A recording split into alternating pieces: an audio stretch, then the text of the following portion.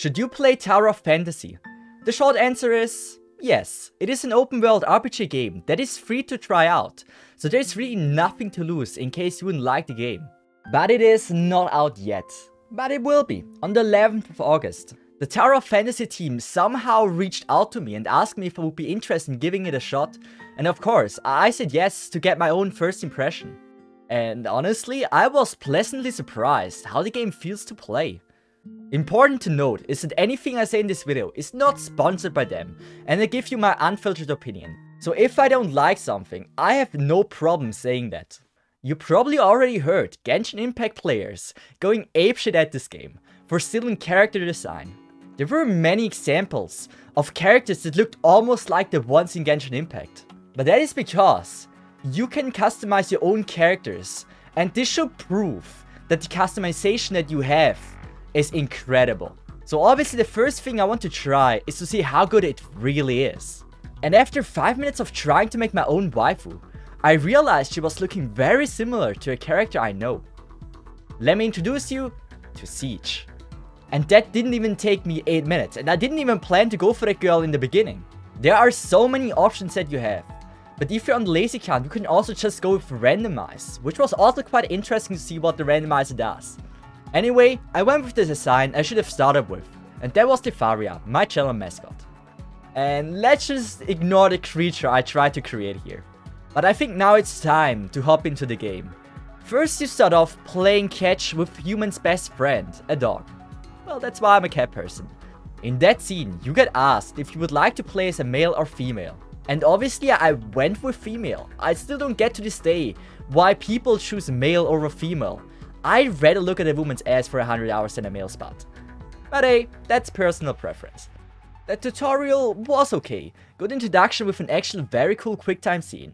Obviously I wasn't prepared for it, so it caught me a little bit off guard. But I still managed to do it. But all in all, I think it was kinda interesting. Soon after, it was battle time. And obviously I didn't know the mechanics yet or anything. So I tried a little bit of button smashing, and I have to say, I really like the fast-paced combat style. Also, so far the music and the atmosphere itself we created was really good. I was kind of surprised about it. After completion of the tutorial, you get greeted by this wonderful girl, Shirley.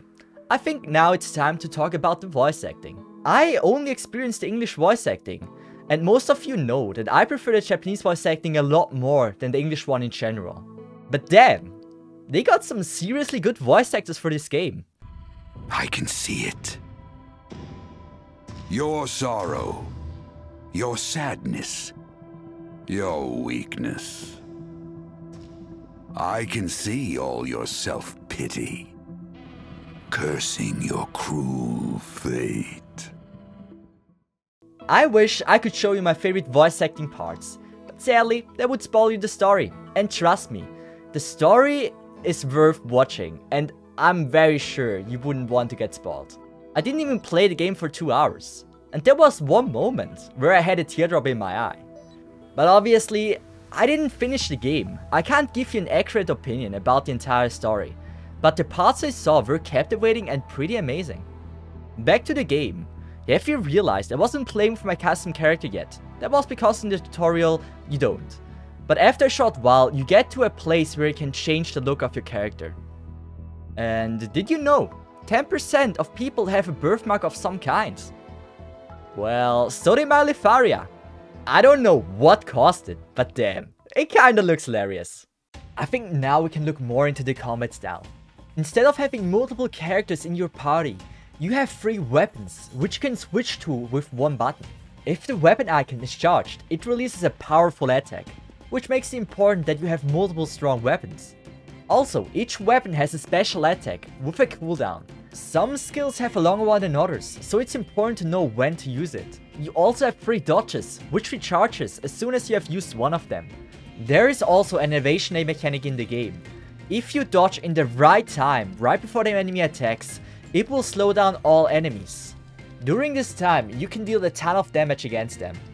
I personally haven't gotten quite used to it when I have to dodge, even after hours of playing. But hey, let's give it the benefit of a doubt and just say I'm just bad. Well, that is true anyway. Now the other question is, how to obtain the weapons? Well, you probably guessed it, by gacha. I did 35 pulls in total, and there were 2 different kind of banners I was able to pull from. Each of them had its unique gacha currency. The animation for the gacha is pretty cool, I really like it. But after a few pulls, I realized it would be nicer if the skip button would be there quicker, since if you do a lot of single pulls, damn, it takes really long. If it comes to the rates of the gacha, it looks on the surface very generous. Now you have a 12% chance to get an SR character, and a 2% chance to get an SSR one. Every 10 pull, you're guaranteed to get either one SR or SSR if you're lucky. And after 80 pulls, you're guaranteed to get an SSR character. But we're missing one information. The real question is, how many pulls do you get each month? Without that information, it is hard to determine how generous the rates really are. If you pull a high rarity character like an SR character, you will also get a matching weapon along with it. This is, in my opinion, a very unique way to have it, but I'm not against it, I think it's pretty fine. So all in all, I really think for the gacha, they've done a good job on it. If it comes to world design, I think it's done well. It makes fun to just go and explore stuff. I think one of the biggest pluses for the game are probably the side quests. You never know what you get into, but you end up just enjoying what you have there.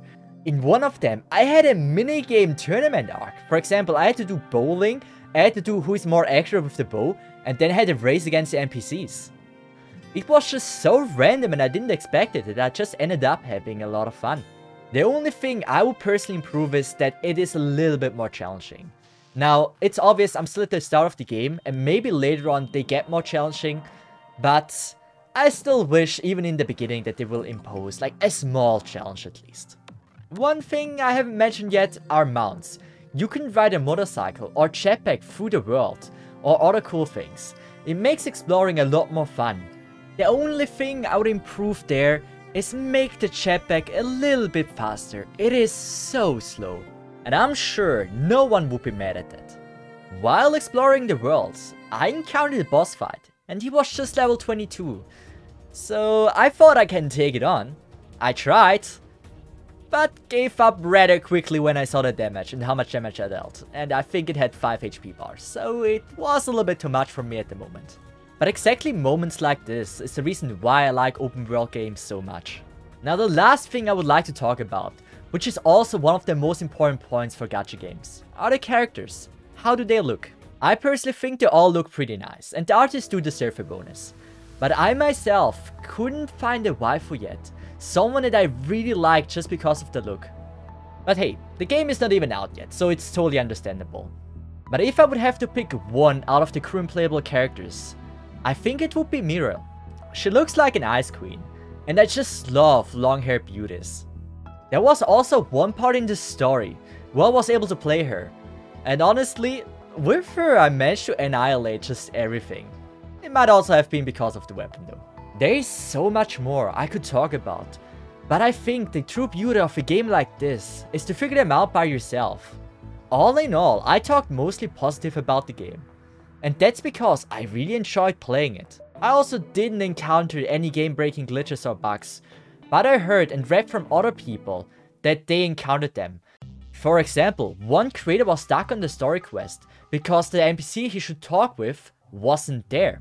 Restarting didn't work, and things like this can really destroy one's game experience. So I hope they will make sure at the date of the release, things like this are patched.